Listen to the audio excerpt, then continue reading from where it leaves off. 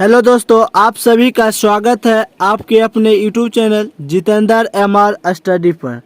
आज की इस वीडियो में हम लोग कक्षा 8वीं की गणित में अध्याय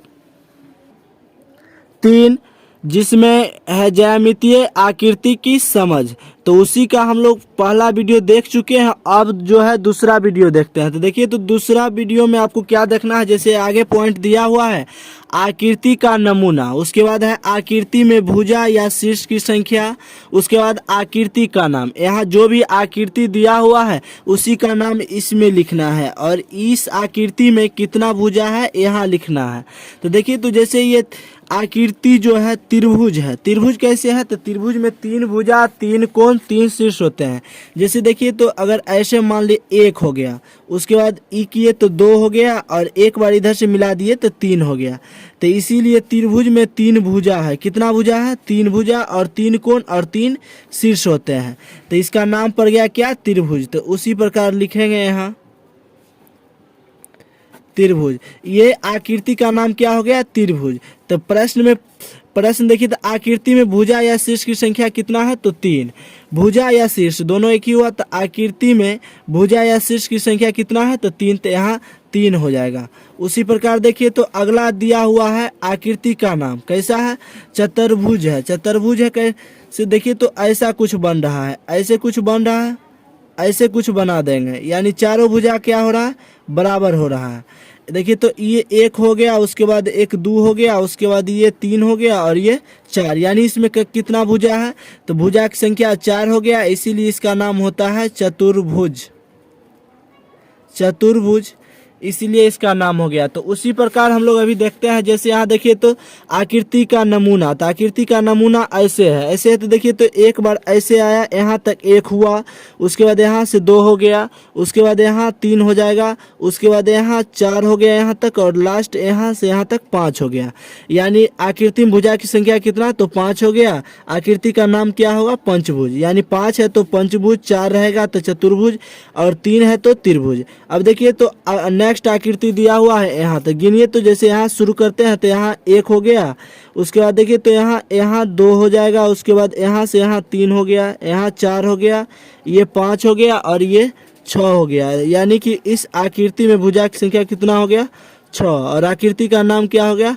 षटभुज। यानी 6 है तो यानी षटभुज। अब देखिए, तो इस आकृति में देखना है आगे, यहाँ जैसे यहाँ से काउंटिंग शुरू करते हैं, यहाँ से गिनती शुरू करते हैं। तो 1 यहाँ तक, उसके बाद यहाँ से यहाँ 2 हो गया, फिर यहाँ से यहाँ 3, फिर यहाँ से यहाँ 4, फिर यहाँ से यहाँ 5 हो गया, यहाँ से यहाँ 6, उसके बाद आखिरी जो है यहाँ से यहाँ।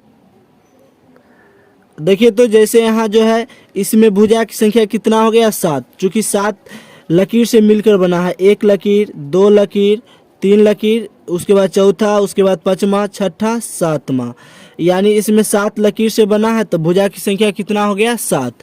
तो इसीलिए इस आकृति का नाम क्या हो गया? सप्तभुज। अब देखिए, तो जैसे यहाँ 4 भुजा था तो चतुर्भुज, 3 भुजा था त्रिभुज, 5 भुजा है तो पंचभुज, 8 भुजा वाले बहुभुज को अष्टभुज कहते हैं। 8 भुजा है तो अष्टभुज, अष्टभुज 9 भुजा वाले को नवभुज, और 10 भुजा वाले को 10 भुज कहते हैं। उसी प्रकार n भुजा वाले बहुभुज को n भुज कहेंगे। जितना भुजा रहे उसे उतना भुज कहेंगे। जैसे 10 भुजा है तो 10 भुज कहते हैं, 9 भुजा है तो 9 भुज। उसी प्रकार n भुजा वाले बहुभुज को क्या कहते हैं? तो n भुज कहते हैं। तो उम्मीद करते हैं कि आप ये भुजा वाले संबंधित समझ गए हैं और आकृति का नाम समझ गए होंगे, आकृति कैसे बनाते हैं ये सब समझ गए होंगे। अब नेक्स्ट पॉइंट देखिए, तो जैसे इसमें दिया हुआ है बहुभुज का नाम रहेगा, उसके बाद भुजाओं की संख्या इसमें बताना है, बहुभुज में बनने वाले त्रिभुजों की संख्या बताना है, अंत कोण की माप बताना है, उसके बाद अंतः कोण ज्ञात करने का पैटर्न यानी सूत्र बताना है, और बहुभुज के अंतः कोण का योग। जैसे देखिए, तो त्रिभुज है, तो त्रिभुज में भुजाओं की संख्या कितना होता है? 3। आप जानते हैं त्रिभुज में भुजाओं की संख्या 3। तो बहुभुज में बनने वाले त्रिभुजों की संख्या, तो ये हो गया 1। कैसे होता है? 3 में से 2 घटाएंगे तो यहाँ 1 हो जाता है, यानी 2 समकोण बन रहा है। अंतः कोणों की माप कितना हो गया? 2 समकोण। अंतः कोण ज्ञात करने का पैटर्न क्या है? तो इसका सूत्र होता है सूत्र होता है कि जे n-2 into 180 degree, n-2 into 180 degree. मान लेते हैं कि n भुज है तो यहाँ n-2 इंटू 180 डिग्री, n जो है यहाँ जो भी बहुभुज का नाम रहेगा उसमें से 2 को घटाना है। जैसे देखिए त्रिभुज है तो त्रिभुज में भुजाओं की संख्या कितना है 3, तो 3 - 2 गुना 180 डिग्री, 3 में से 2 घटा तो 1 हो जाएगा और 1 को 180 डिग्री से गुना करेंगे तो 180 डिग्री हो जाएगा। उसी प्रकार देखिए तो चतुर्भुज में भुजाओं की संख्या कितना हो गया 4, चतुर्भुज में बहुभुज की भुजाओं की संख्या कितना हो गया 4। अंतःकोण की माप कितना हो रहा है 4 समकोण बन रहा है। चूंकि चतुर्भुज है तो 4 समकोण बन रहा है और 4 समकोण तो इसको सूत्र होता है n-2 इंटू 180 डिग्री। तो n का मान कितना, भुजाओं की संख्या को n कहते हैं, तो यहाँ 4 हो गया। तो 4 - 2 गुना 180 डिग्री, 4 में से 2 घटाएंगे तो 2 और 2 को 180 से गुना करेंगे तो 360 डिग्री। तो उसी प्रकार देखिए तो जैसे हम लोग एक इस पर देखते हैं कॉपी पर थोड़ा अच्छा से देखिए तो जैसे मान लीजिए कि पंचभुज है, पंचभुज है तो पंचभुज में आपको क्या करना है, भुजाओं की संख्या 5 हो गया। यहाँ लिखते हैं भुजाओं की संख्या, भुजाओं की संख्या बराबर 5 और इसी को n बराबर भी कह सकते हैं, यानी n के मान कितना 5 हो गया। और ये कैसा बहुभुज का नाम है तो पंचभुज, यानी भुजाओं की संख्या 5 और n का मान क्या हो गया 5 हो गया। तो देखिए अंतःकोण ज्ञात करने का पैटर्न, यानी अंतःकोण ज्ञात करना है तो अंतःकोण बराबर सूत्र होता है n-2 इंटू 180 डिग्री।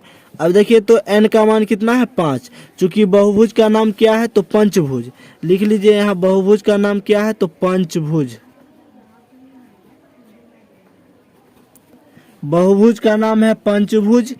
तो इसीलिए भुजाओं की संख्या कितना हो गया 5, यानी n के मान 5 हो गया।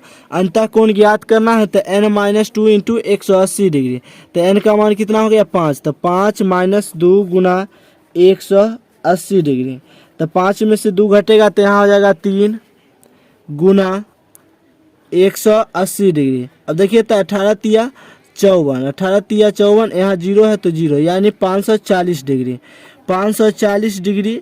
तो बहुभुज के अंतःकोणों का योग कितना हो गया 540 डिग्री। तो इसलिए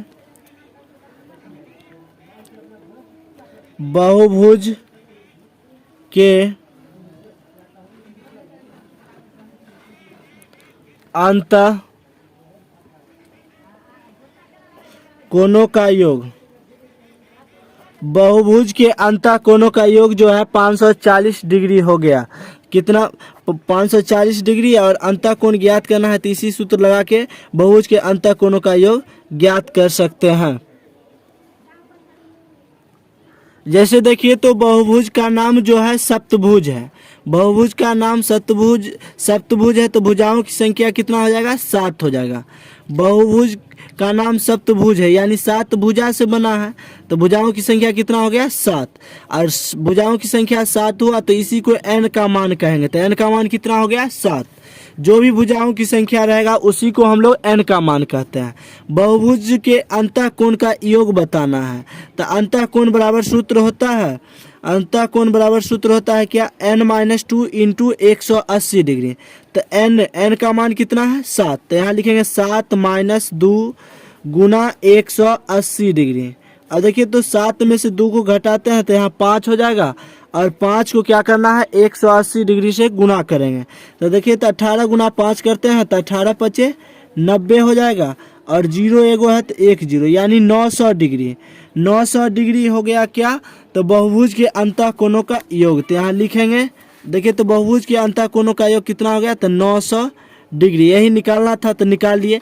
अगर इसी प्रश्न में आपसे पूछे जे सप्तभुज है, भुजाओं की संख्या 7 है, तो कितना समकोण बन रहा है, कितना समकोण बन रहा है, देखिए तो यहाँ 900 डिग्री है। और जब भी समकोण की चर्चा करें तो आपको याद रखना है एक समकोण में कितना डिग्री का कोण बनता है तो 90 डिग्री का कोण बनता है। एक समकोण में 90 डिग्री का कोण बनता है, यानी एक समकोण बराबर 90 डिग्री होता है और 900 डिग्री है तो कितना समकोण बन रहा है पता करना है। तो क्या कीजिए 90 से इसमें भाग दीजिए, 90 से भाग दे रहे हैं तो क्या करना है, 0 से 0 कट गया, 9 से अगर 90 में भाग देते हैं तो 10 बार में कट गया, यानी कि 10 समकोण। तो यानी कि कितना समकोण हो जाएगा, तो 10 समकोण। इसमें सप्तभुज में समकोण देखिए तो सप्तभुज में देखिए तो सप्तभुज में जो है कितना समकोण बन रहा है, तो 10 समकोण बन रहा है और बहुभुज के अंतःकोणों का योग कितना हो रहा है, तो 900 डिग्री हो रहा है। इसी प्रकार किसी भी डिग्री दिया रहेगा, जैसे मान लीजिए कि 720 डिग्री है, 720 डिग्री है, बहुभुज के अंतःकोणों का योग 720 डिग्री है और आपको बताना है कि कितना समकोण है। तो समकोण है मतलब कितना समकोण है, तो एक समकोण में तो 90 डिग्री होता है, तो 90 से भाग दीजिए तो 0 से 0 कट गया, 9 8 72, यानी 8 समकोण है।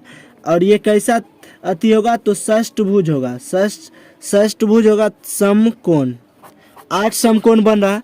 तो इसी के साथ आज यहीं तक रहने देते हैं, फिर हम लोग नेक्स्ट वीडियो में मिलेंगे, तब तक के लिए धन्यवाद।